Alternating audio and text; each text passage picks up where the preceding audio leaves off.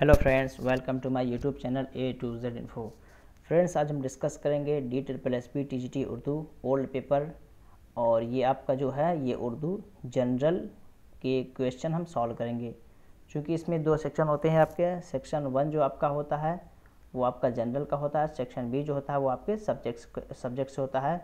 और दोनों आपका 100 क्वेश्चन का होता है। इस हिसाब से ये टोटल आपका 200 का ये एग्ज़ाम होता है। पहले पेपर को क्वालिफाई करना ज़रूरी है ताकि आपका दूसरा पेपर जो है चेक हो सके।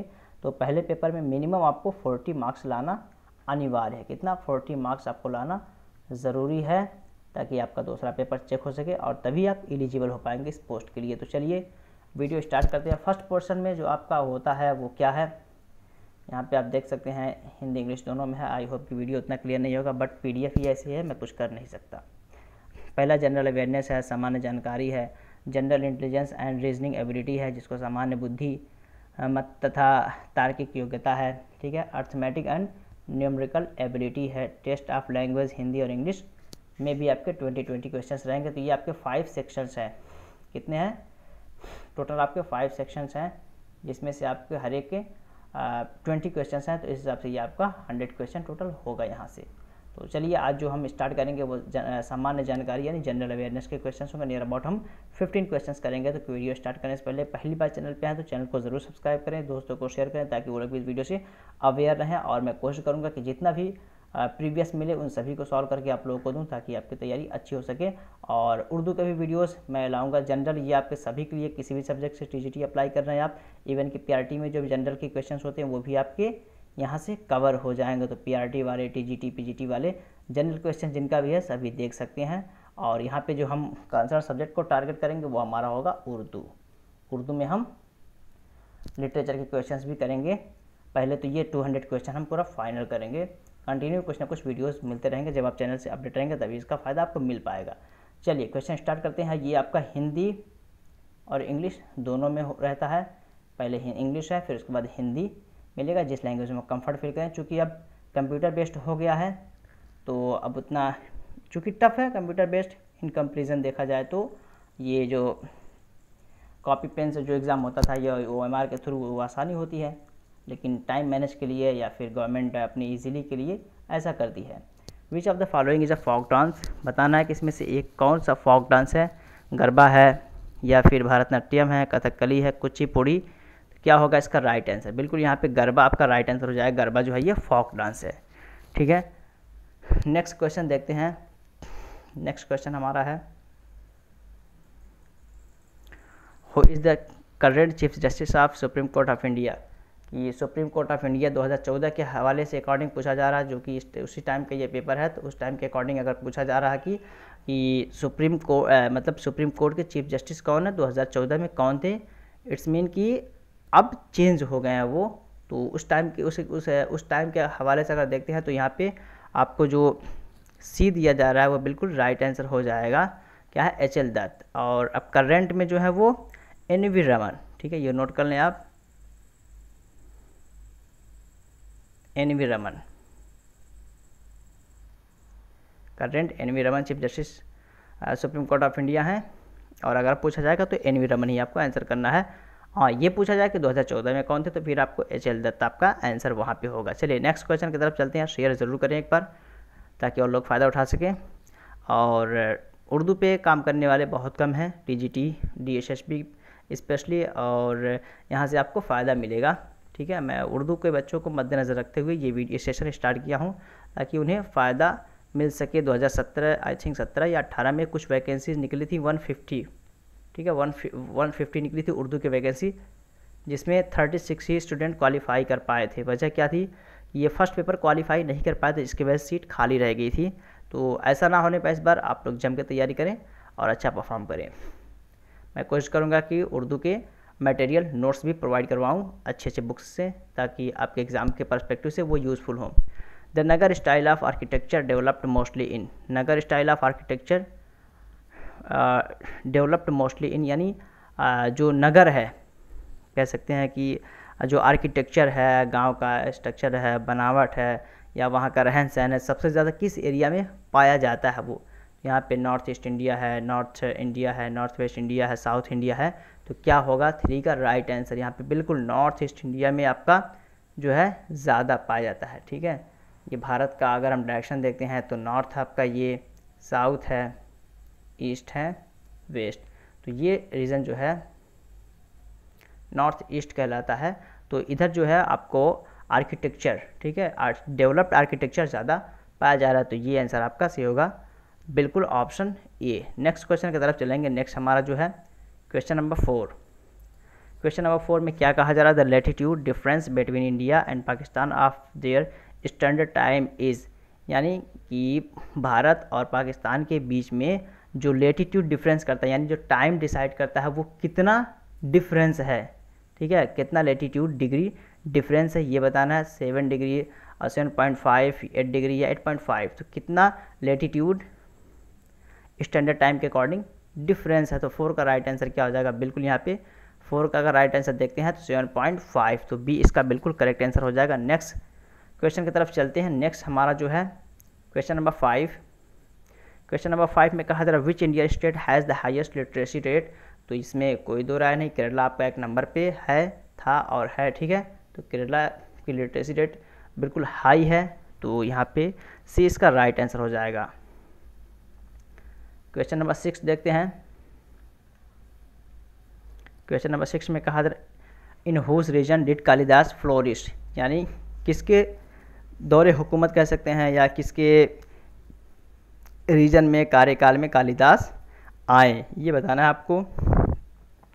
चंद्रगुप्त मौर्य है, चंद्रगुप्त विक्रमादित्य है, या कुमार गुप्ता है, या सिकंदर गुप्ता।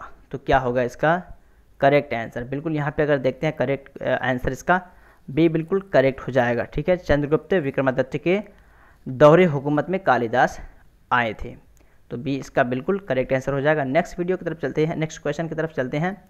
नेक्स्ट हमारा जो है question number 7, the retreating monsoon occur during 2 months, मतलब किन 2 मंथ में मौसम जो है चेंज होता है, किन 2 मंथों में मौसम चेंज होता है। पेयर करके दिया हुआ है आपको ए बी सी डी में से, यहाँ पे राइट आंसर आपको चूज़ करना है। 7 का राइट आंसर जो हो जाएगा अक्टूबर नवंबर। ठीक है, तो अक्टूबर नवंबर में जो है मंथ जो है वो मानसून जो है चेंज होता है, तो ये आपका डी बिल्कुल करेक्ट हो जाएगा। उर्दू वाले बच्चे ज़रूर देखें और ऐसा ना होने पाए कि फिर सीट वैकेंट रह जाए, क्योंकि हुकूमत वैसे भी उर्दू की सीट्स नहीं निकालती हैं, और फिर अगर वैसे ही रह गया तो उसके जहन से ये बात निकल जाएगी सिर्फ उर्दू वाले उर्दू ही जानते हैं, उसके अलावा कुछ नहीं जानते हैं। वो जब वो 40 नंबर नहीं ला सकते हैं तो क्या कर सकते हैं, तो ये शायबा उनके जहन में जो है ये ज़रूर ख़त्म होना चाहिए, लिहाजा आप लोग को अच्छे से तैयारी करनी है। क्वेश्चन नंबर 8 देखते हैं। Rapid and inclusive growth was the core theme of 11th 5-year plan, what was it's period. यहाँ पे कहा जा रहा है कि 5 ईयर प्लान जो है, ठीक है, उसका जो 11th टाइम यानी 11वां बार जो था उसका जो थीम था क्या था, रैपिड एंड इंक्लूसिव ग्रोथ, यानी एजुकेशन को यानी सभी लोगों को ये करना है कि वो हायर एजुकेशन हासिल करें, इवन कि चाहे डिस्टेंस हो या रेगुलर हो, जिस भी मोड से हो सके इसको प्रमोट करने की बात कही गई थी मनमोहन सिंह के दौर में। तो 11th 5-year प्लान कौन सा है, अगर क्लियर नहीं दिख रहा तो प्लीज़ आप लोग मत कहिए क्लियर नहीं दिख रहा है, चूँकि ऐसे ही PDF मुझे मिला है। तो यहाँ पे क्या होगा क्वेश्चन नंबर 8 का राइट आंसर। क्वेश्चन नंबर 8 का राइट आंसर देखते हैं तो बी इसका बिल्कुल राइट आंसर हो जाएगा 7-5-12 5 ईयर प्लान के अकॉर्डिंग। तो ये आपका डी जो है बिल्कुल करेक्ट आंसर हो जाएगा, यानी 2007 से लेकर 2012। नेक्स्ट क्वेश्चन की तरफ चलते हैं। नेक्स्ट हमारा है क्वेश्चन नंबर 9। क्वेश्चन नंबर 9 में कहा जाए east India company was established in, यानी ईस्ट इंडिया कंपनी कब बनी थी।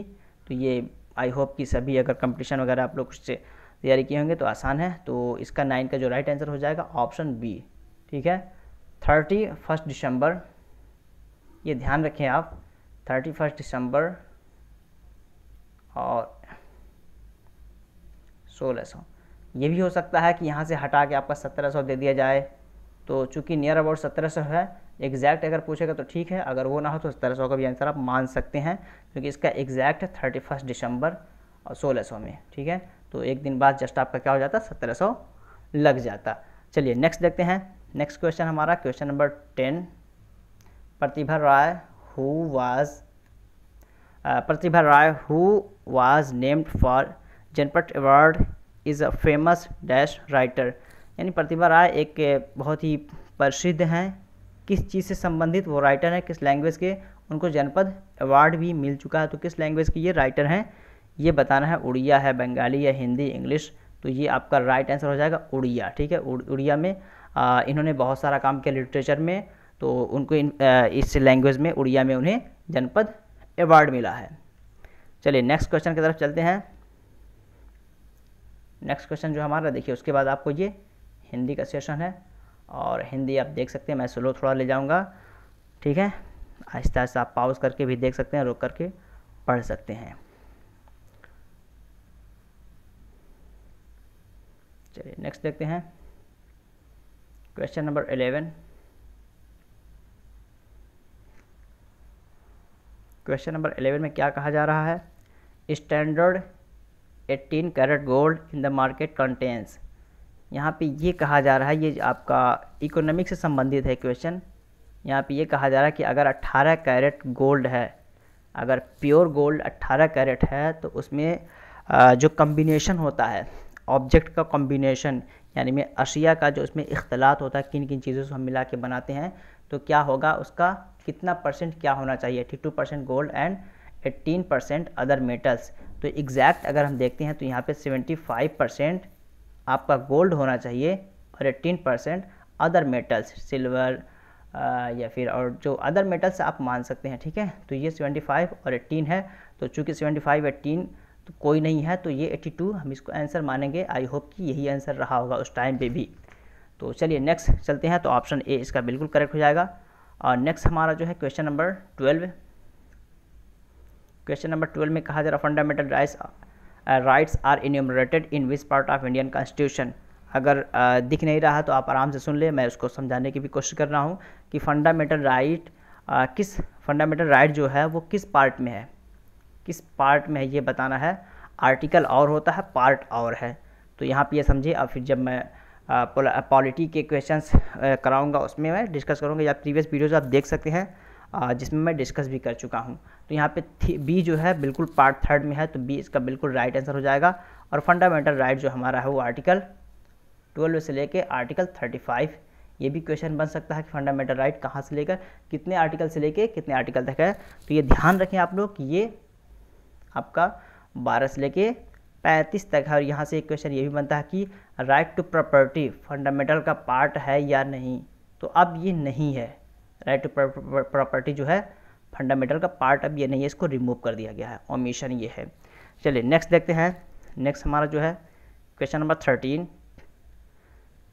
क्वेश्चन नंबर 13 में क्या कहा जा रहा है, which plan was ratified as Indian independence act 1947। यानी इनमें से कौन सा एक ऐसा प्लान है जिसको इंडियन इंडिपेंडेंस एक्ट 1947 के नाम से जाना जाता है, यानी भारत स्वतंत्र अधिनियम 1947 के नाम से किस एक्ट को जाना जाता है। क्वेश्चन नंबर 13 का राइट आंसर क्या हो जाएगा, तो बिल्कुल यहाँ पे जो माउंट बैटन प्लान है इसको जाना जाता है Indian independence act. Option B इसका राइट आंसर हो जाएगा।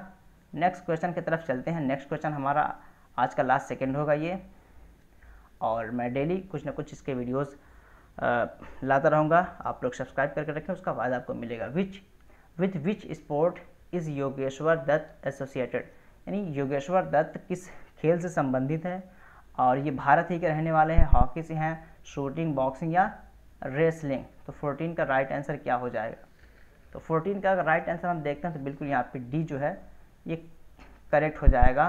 ठीक है, और इनको मेडल भी मिल चुका है लंदन में, ये कुछ मेडल भी पाए हुए हैं लंदन से। ठीक है, तो ये ध्यान रखिए। आज का लास्ट क्वेश्चन देखते हैं, क्वेश्चन नंबर 15। क्वेश्चन नंबर 15 में कहा जा रहा है who among the following introduced the permanent settle of Bengal, कि इनमें से कौन ऐसे हैं जिन्होंने परमानेंट सेटल ऑफ बंगाल यानी बंगाल में परमानेंट सेटल के बारे में बताया। तो वारेन हॉस्टिंग है, लॉर्ड विलियम बेंटिक है, लॉर्ड कॉर्नवेलिस है या लॉर्ड डलहौजी। तो क्या होगा 15 का राइट आंसर, बिल्कुल यहाँ 15 का राइट आंसर देखते हैं। तो यहाँ पे लॉर्ड कॉर्नवेलिस जिन्होंने क्या किया था, बंगाल में परमानेंट सेटल को इंट्रोड्यूस कराया था। तो ये कुछ 15 वीडियोज़ हैं, वीडियो अच्छा लगा हो तो ज़रूर लाइक करें, शेयर करें। आप लोग का अगर फीडबैक रहा तो फिर इसका नेक्स्ट वीडियो लाऊंगा, क्योंकि आपको ये नहीं देखना है कि दिन बहुत कम है, बल्कि ये देखना है कि आपको अच्छी से तैयारी करनी है। फिर मिलते हैं नेक्स्ट वीडियो में, तब तक के लिए हैव अ नाइस डे।